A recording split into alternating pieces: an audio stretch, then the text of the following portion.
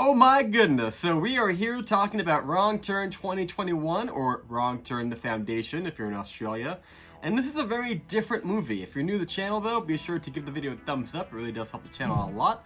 Give the video a sub, all that fun stuff, and without any further ado, spoilers ahead, we're going to be talking about the ending of Wrong Turn: The Foundation.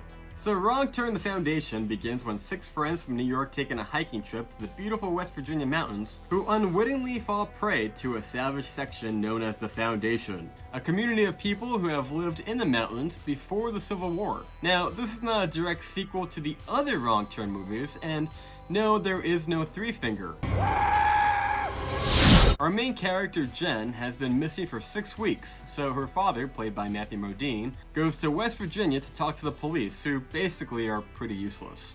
At a local bar, Scott runs into a local named Nate Rhodes, played by Tim DeZarn, which, fun fact, he was also the local from the Cabin in the Woods, who warned the group to head back as well, with an also not-so-friendly demeanor. 6 weeks earlier, 6 friends check into a local inn, where the lady who runs it warns them to stay away, as people who go off the trail have a tendency to go missing. They go to a bar, and again we see Nate, who offers them to be their guide on the trail, which we now know in retrospect that he was actually trying to warn them and not have them go off the trail and run into the Foundation. Also, fun fact, Adam at the bar says that these guys, all they do is drink moonshine and drive pickup trucks, which, funny enough, at the end of the movie, when Jen and Scott are driving away, they are in fact in his truck, drinking moonshine and riding in the back of a pickup truck, so I guess he was right? From there, the movie very much starts to feel like the original in that you have 6 kids marching through the woods, but oh no, they start getting killed off when they decide to leave the trail. Now granted, I know a lot of people give this movie a lot of flack for changing things from the original movie, but to be fair, I will give them credit that they do actually live up to the name of the movie. In the original movie, they didn't make a wrong turn. They were tripped up with barbed wire and were basically sabotaged. In this movie, they chose, even though they knew, to leave the trail, and of course, because they took a wrong turn, bad things happen. This is all spurred on, of course, when Darius, Jen's boyfriend, decides that he wants to leave the Appalachian Trail to go find a Civil War fort that was apparently in the area or something like that. Terrible idea, but movie's got a movie, so of course they go. And from this point on, we get all the scenes that you see in the trailer. A giant log comes rolling down the hill and they have to run out of the way, except for, Gary, who gets crushed like that. Mind you, nothing seems to actually trigger this log trap. Everything else in the movie seems to be like a tripwire. This one, though, not the case. So when they say later on in the movie that they were just trespassing and... Nah, I call it bullshit. These people pushed this log down the hill. No two ways about it.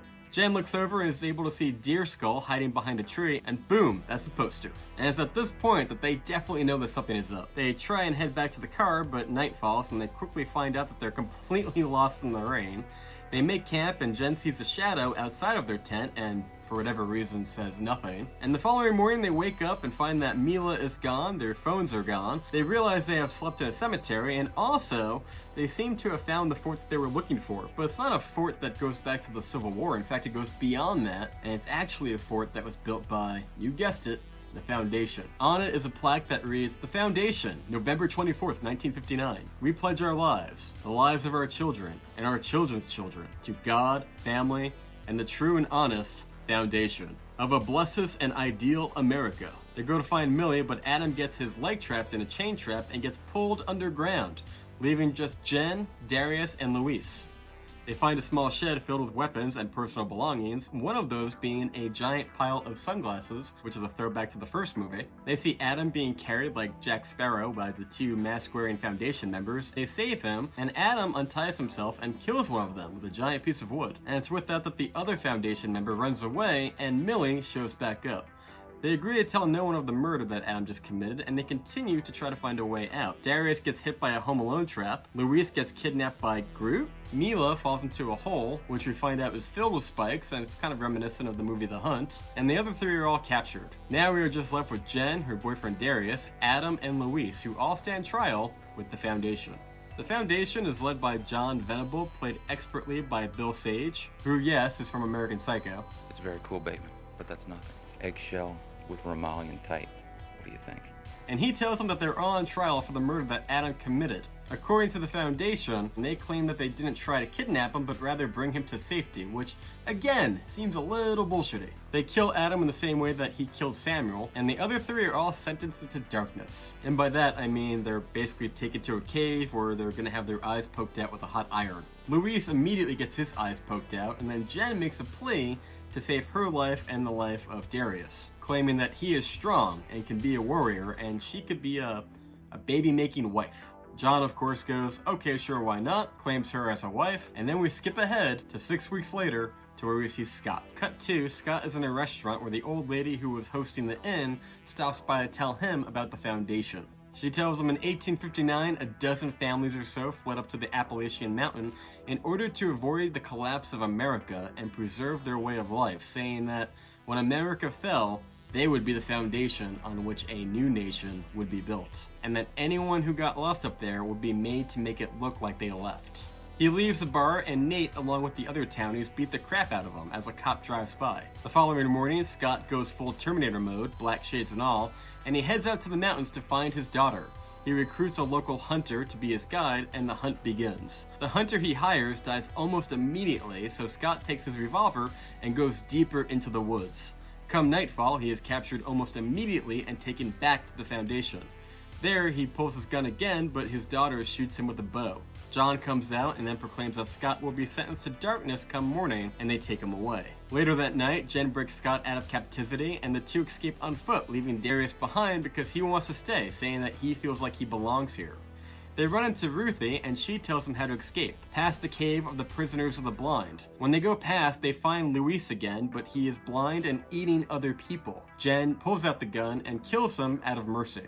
I should also note that these poor bastards could be the origins of the characters that we know from the original franchise. They're cannibals, they're all blind, they're probably already doing some incest, so if they wanted to bring back Three Finger in a later movie, this could be the beginning of that. Anyway, Jen and Scott try to escape, but of course the Foundation give chase, and Jen kills a lot of people. One of the people she kills is Edith, played by Daisy Head. Fun fact, Daisy Head is the daughter of actor Anthony Head, who starred opposite Elijah Dushku, the lead actress of Wrong Turn from 2003, who starred in many episodes of TV's Buffy the Vampire Slayer from 1997. The two get away from the Foundation, but run into Nate and his friends, who confess that the Foundation took his nephew 6 years ago and are there to save them and kill the Foundation. The Foundation attacks again and takes out the majority of Nate's men. However, they are able to escape when Nate throws a Molotov cocktail at them, leaving John standing amongst the flames in disbelief.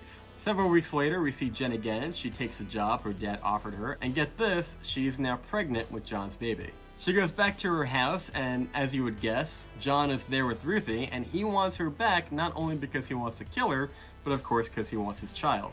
Jen agrees to leave with John if they promise to never hurt her or her family again. He agrees, of course, and the credits begin to roll as they drive away in an RV. And just when you think it's all over, the RV crashes right into a tree. Jen jumps out, John jumps out, and basically Jen kills everybody. She kills John, she kills the guy who was driving. She doesn't kill Ruthie.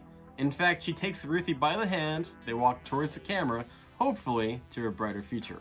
Now, the film does leave several questions though, like, whatever happened to Darius? Could he be our main villain come the sequel? Will we get Three Finger in a follow-up? What happened to the rest of the Foundation? Well, in my opinion, John is definitely dead. I would be kind of annoyed if he came back after being stabbed so many times in the street. However, I could see the Foundation coming back for Ruthie, and more importantly for John's child, who would want to claim the child as their own. There is yet to be any talk of a sequel, however, director Mike P. Nelson has said, "We want to make a movie that reflects the state of the mind of the world today. I think as people, we are capable of being the most extreme versions of ourselves, so when those extremes collide, one person's dream can become another person's nightmare." He added, "We want to make a movie that surprises audiences. They think the movie is going to be one way, and we take them down a completely other turn. This is a movie where the audience will think they know who these characters are, and will completely flip that prejudice on its head. These characters keep surprising us, which makes the movie so special."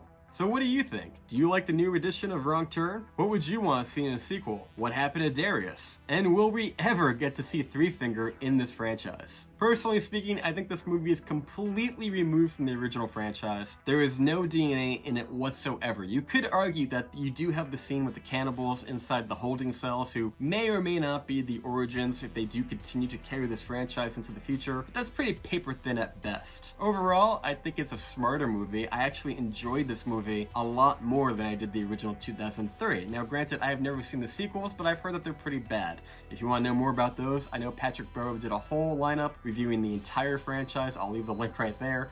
But personally speaking, I thought this was a great improvement. It had a little bit of that Midsummer-like vibe to it in the middle, and it really kept me engaged all the way through. And of course, that post-credit scene where you think the movie is kind of bleaking over, boom, completely subverts that and goes in a whole new direction. But comment down below, what did you think of Wrong Turn: The Foundation 2021? I'd love to get your take, and until next time, guys, I've been John, you've been Burned. Thank you so much for watching. We have a new Patreon, it's only $1. You can get commentary tracks where me and Cassie watch the original Wrong Turn. We got a whole bunch of stuff, but until next time, guys, I've been John, you've been Burned. Thank you so much for watching, and we will see you next time.